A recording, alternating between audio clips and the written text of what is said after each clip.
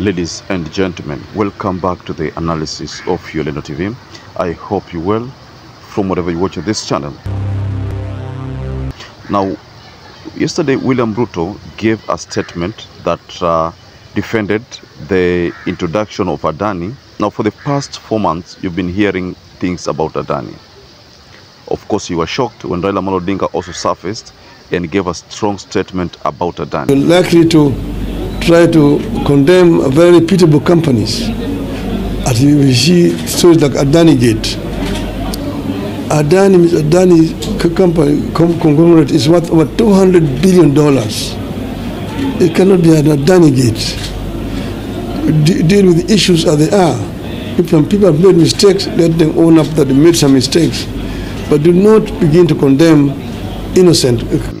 Now, William Ruto yesterday, the 24th of October 2024, gave a statement that supported ADANI, and he really literally praised ADANI. But little did he know that the courts were going to make a determination to the ADANI-KETRACO deal. Conservatory orders preventing the government from implementing any agreements made between the Kenya Electricity Transmission Company Limited, KETRACO, and ADANI. So I want us to go through a ruling that the courts have issued in relation to the KETRACO projects. But before we get there, please like this video. It's so important if you like this video. I'm so grateful for everyone who has been liking our videos. I don't take that for granted. Subscribe to our channel if you are not subscribed before, and to existing subscribers, thank you so much for your support. Now, ADANI is here to stay based on what William Ruto said and what Raila Amolo Odinga also said. But the courts are not buying that kind of stand. The courts made a ruling, and the ruling was seeking to block this ADANI-KETRACO deal. I don't know how many of you saw the news that trended for the better part of the day about the ruling that the High Court issued about ADANI. So I wanted to pay attention to this video about a news brief regarding that decision that the courts made, which is contradicting the position that William Ruto took. Because based on William Ruto's position, ADANI is here to stay. But the courts have given something contrary to what William Ruto said. So I wanted to pay very close attention to this video. Conservatory orders preventing the government from implementing any agreements made between the Kenya Electricity Transmission Company Limited, KETRACO, and ADANI.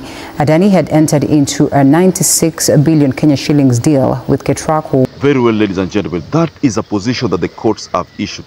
Now, what is awaiting is what the government is going to do, because just like I told you, the 24th of October 2024, William Ruto made a stand, and he made his stand known for the first time.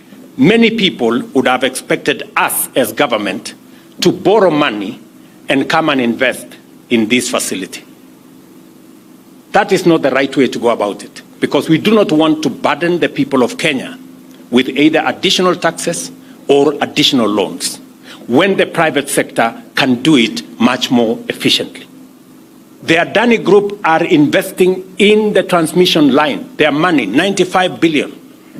We would have otherwise gone to borrow that money, burden the people of Kenya. This is now a private sector investment, the same way Keshan here is a private sector investment, the same way Sosian is a private sector investment. We will pay for that transmission line using a wheeling charge that has been negotiated. And it is important for us as a nation to appreciate that a partnership between public and the private sector gives us a win-win outcome. Remember, this issue of ADANI has been dominating the internet lately, and especially after Raila Amolo Odinga also weighed in on this issue, of course, people started calling him because he made a stand over ADANI, and ADANI is an organization that many people have poked holes in. Now, if you go back to the previous remarks which have been made, especially from Senator Onyonka, Edwin Sifuna, and other interested persons in the country, Raila Amolo Odinga is one person who never talked about this matter. So when he finally decided to talk about it, people could not give him a break. And that's why you find that there was a lot of name calling and people, saying so many things about Raila Amolo Odinga. Watu walikuwa wanasema kwamba amelipwa, wengine wanasema sijui nini, but at the end of the day he made his position regarding what he knows about Adani. So William Ruto is one of those people who had not talked about Adani. Of course, Rigathi Gachagua told Kenyans to look at this matter carefully. And by that statement, I could tell that Rigathi Gachagua was trying to communicate something, that maybe there is a problem with this issue of Adani. So, ladies and gentlemen, based on this court ruling, what do you think is going to happen going forward? I'm foreseeing a government is going to pile a lot of pressure on this matter, because to them, this is a do or die. There's something we need to point out here. When Ruto talked about the expenses that Adani is going to incur, and he said that that is going to save Kenyans a lot of money, the P2P organization or other arrangement. But there's something also that we need to point out here. Adani is supposed to take JKIA, for example, but Adani is going to use JKIA as collateral. That is based on what most of economists are saying, that Adani is going to use JKIA to get more loans which they will use to sustain JKIA and probably do the improvement. But one thing that people need to understand is that this loan will be paid from JKIA again. So, in a nutshell, Adani is just a guarantor, but it's going to get profit from this deal. Now, based on the court ruling, ladies and gentlemen, do you think William Ruto still stands a chance? There's a time he said that chochote ama anataka kifanyike kitafanyika. So let's wait for what is going to happen going forward after the courts have made this kind of determination. So I wanted to just go below in the comment section and you can offer a reaction on this issue, the latest development from the courts. But until we catch up again, please stay safe and stay blessed.